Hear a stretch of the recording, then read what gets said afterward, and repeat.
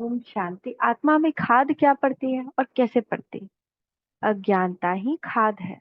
अज्ञानतावश आत्मा देहाभिमान के वशीभूत विकर्म और विकर्मों के वशीभूत दुख।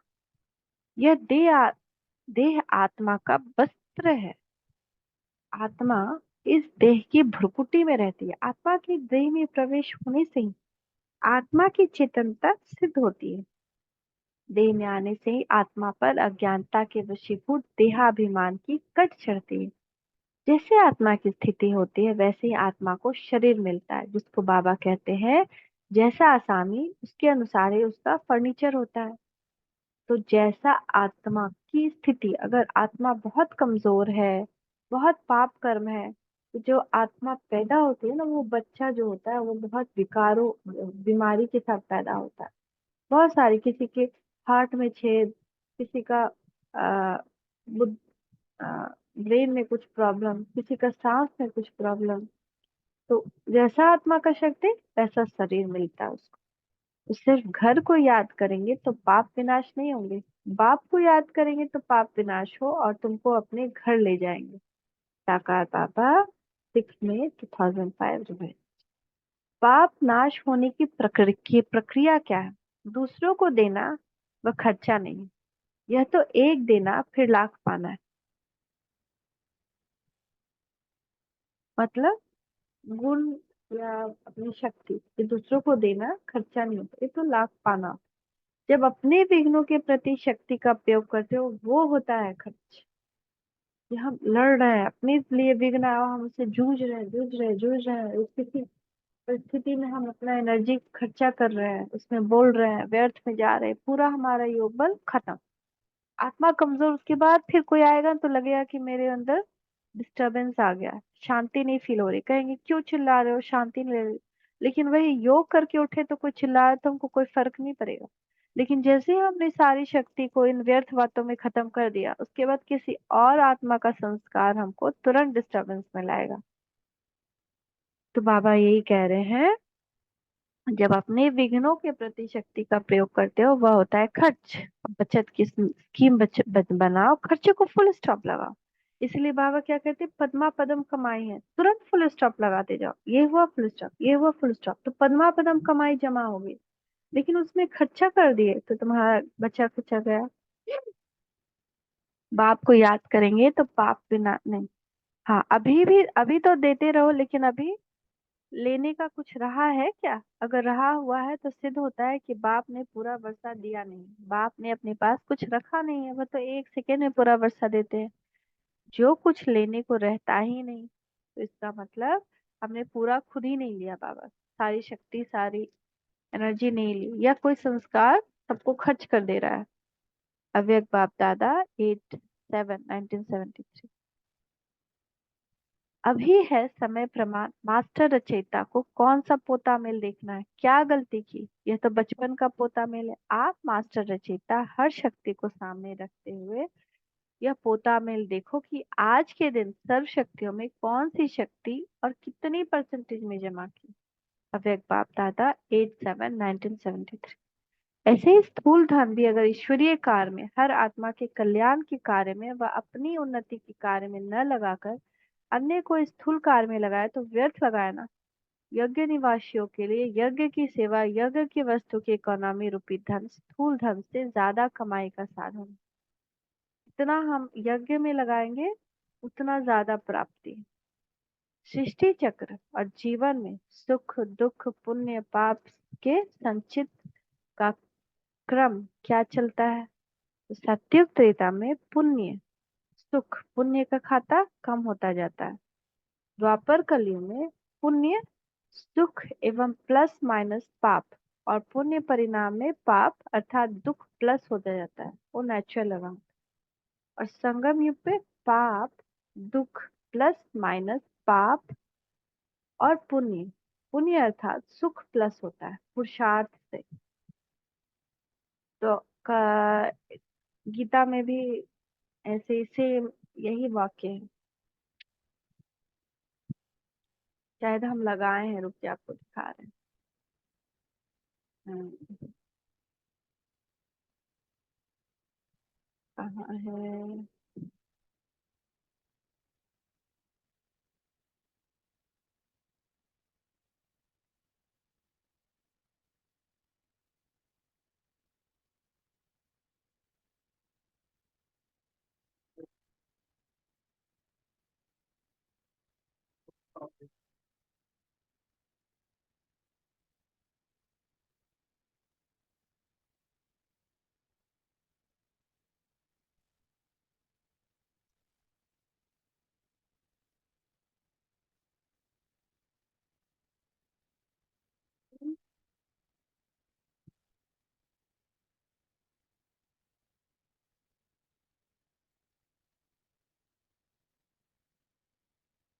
कल देख रहे थे।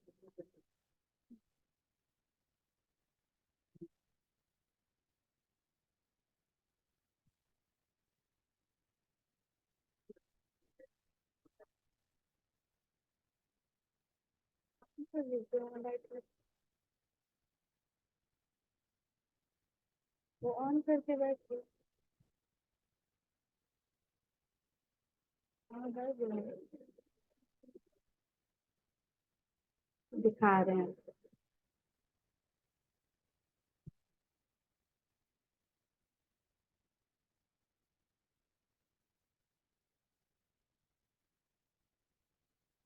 जो दो प्रकार की है, उच्च योनियां और नीच योनियां। एक पुण्य वाला मनुष्य का जीवात्मा उच्च योनियों में स्वर्ग में रहकर अपने पुण्य भोगता है। अपनी मनुष्य का जीवात्मा नीच योनियों में नरक में रहकर अपने पापों को भोगता है। जो दो प्रकार की है, उच्च योनियां और नीच योनियां। एक पुण्य वाला।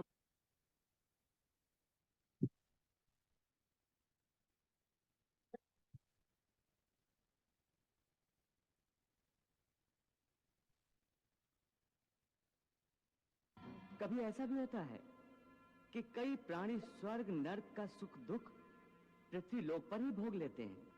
इसी लोक में? वो कैसे?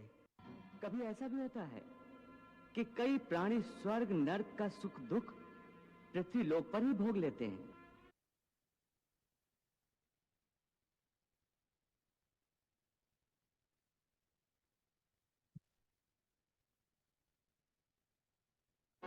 परंतु हे अर्जुन, मेरा जन्म साधारण प्राणियों की भांति नहीं होता। अच्छा, बाद मैं में दिखाए। अविनाशी हूँ। पहले वो पढ़ ही लेते। तो बाबा आज धर्मराज और धर्मराजपुरी का राज ही बता रहे हैं। क्या धर्मराज सजाएं देता है? क्या उसका कोई अलग रूप है? कोई अलग धर्मराजपुरी है जहाँ आत्माओं के कर्मों का निर्णय होता है और उनकी सजाएं मिलती हैं? वास्तविकता क्या है? वास्तविकता को देखा जाए तो न धर्मराज का कोई अलग अस्तित्व है, न ही अलग कोई धर्मराजपुरी है। ब्रह्मा तन में ही अवतरित हुए परमात्मा का ही अंत में धर्मराज का स्वरूप बन जाता है। क्योंकि जब परमात्मा सारा ज्ञान दे देता है तो अंत समय साक्षी होकर धर्मराज के रूप में कर्मों का हिसाब किताब करता है और आत्माएं अंत समय स्थूल और सूक्ष्म शरीर से अपने कर्मों का हिसाब किताब पूरा करती, उसको भुगती हैं।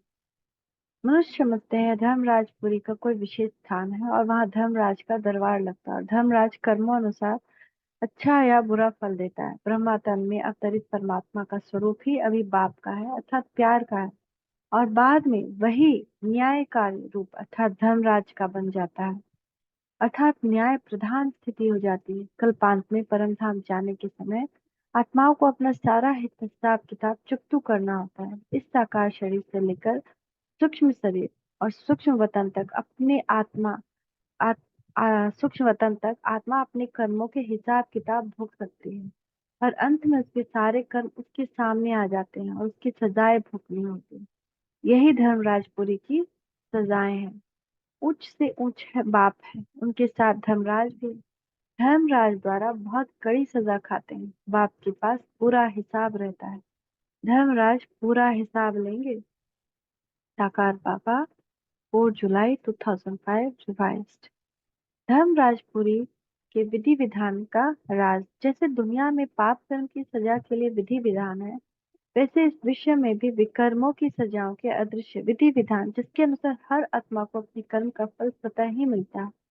परमात्मा कोई हिसाब रखता नहीं, लेकिन हर आत्मा का सेकंड बाय सेकंड का कर्म और उसका फल नूंधा हुआ है और नूंधा होता रहता है। परमात्मा, प्रकृति और आत्माएं हर आत्मा के कर्म के गवाह बनते हैं, अर्थात सजा के समय उनको साक्षात्कार होता है। चलते फिरते भी विचार सागर मंथन करते रहना है। योग नहीं होगा तो एकदम गिर पड़ेंगे। कई बच्चे डिससर्विस कर अपने को शापित करते हैं, भूल का पश्चाताप करते हैं, फिर भी पश्चाताप से कोई माफ नहीं हो सकता। हम चाहे कितनी माफी मांग लें, आज भगवान कह रहा है कि व्यर्थ में मत रहो, कुसंग मत करो। लेकिन फिर भी हम अपने श्वास जो भगवान ने दिया हमें, नहीं तो मृत्यु तो हमारी कब की हो जाती, पर फिर भी आज बाबा ने ये जो श्वास दिया, इसका हमें कोई मोल नहीं। फिर भी हम इसको भगवान के मत के अगेंस्ट खर्च कर रहे हैं। तो फिर बाबा कहते हैं कि ये हम अपनी आप को श्रापित करते हैं, भूल का पश्चाताप करते हैं बाद में, अंत में। फिर भी पश्चाताप से कोई माफ नहीं हो सकता। साकार बाबा, 4 जुलाई 2005 रिवाइज। इस जन्म में कोई पाप कर्म तो नहीं किए हैं। इस जन्म के पाप बाप को बता दो तो हल्के हो जाएंगे, नहीं तो दिल अंदर खाता रहेगा। हमारा बच्चा बनकर फिर भूल करने से 100 गुना वृद्धि हो जाती है, 100 गुना दंड पड़ जाता है। साकार बाबा, 10 नवंबर 2004 में। बहुतों को खराब ख्याल आते हैं, फिर इनकी सजा भी बहुत कड़ी है। अवस्था गिर जाती है, अवस्था का गिरना ही सजा है। साकार बाबा, 7 दिसंबर 2004 रिवाइज। बेकायदे चलन के अनुसार बहुत होता हो सकता है, फिर कड़ी सजाएं भी खानी पड़े। अगर अपने आप को संभालेंगे नहीं तो बाप के साथ धर्मराज भी है, उनके पास बेहद का हिसाब किताब रहता है। साकार बाबा, 7 दिसंबर 2004 रिवाइज। अभी थोड़े समय में धर्मराज का रूप प्रत्यक्ष रूप में अनुभव करेंगे। फिर अनुभव करेंगे कि एक संकल्प की भूल से एक का 100 गुना दंड कैसे मिलता है। अभी भगवान सपोर्ट दे रहा है, लेकिन फिर हम खुद अनुभव करेंगे कि हमारा एक गलत संकल्प भी हुआ और उसका तुरंत 100 गुना दंड मिल जाए। खुद अनुभव करेंगे। अव्यक्त बाप दादा, 22 दिसंबर 1970। जरा भी संपूर्ण आहुति की कमी रह गई, अगर हमने संपूर्ण समर्पण नहीं किया, संपूर्ण आहुति नहीं की, कुछ भी अभी भी बचा हुआ, अभी भी लौकिकता में है, अभी भी बहुत देह अभिमान में है, अभी भी बोल हमारे ऐसे ही हैं, तो क्या होगा? संपूर्ण सफलता नहीं होगी। और जितना और उतना का हिसाब है। हिसाब करने में धर्मराज भी है, उनसे कोई भी हिसाब रह नहीं सकता। सिर्फ निश्चय और हिम्मत चाहिए। निश्चय वालों की विजय कल पहले भी हुई थी और अभी भी पड़ी हुई है। अव्यक्त बाप दादा, 25 जनवरी 1970।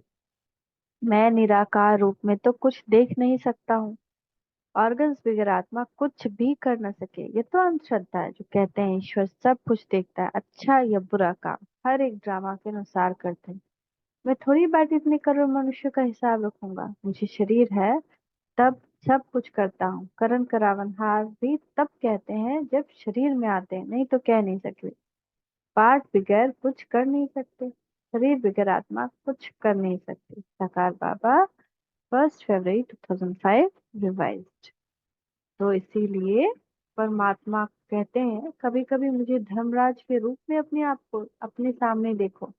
जब तुम गफलत कर रहे हो, मुझे अपने सामने धर्मराज के रूप में देखो। तब तुम्हारा बुद्धि और विवेक तुम्हारी बात सुन करके उससे रोकेगा अपने आप को कि हाँ, हमको ऐसा नहीं करना चाहिए। थैंक यू बाबा, थैंक यू। ओम शांति, ओम शांति, ओम शांति।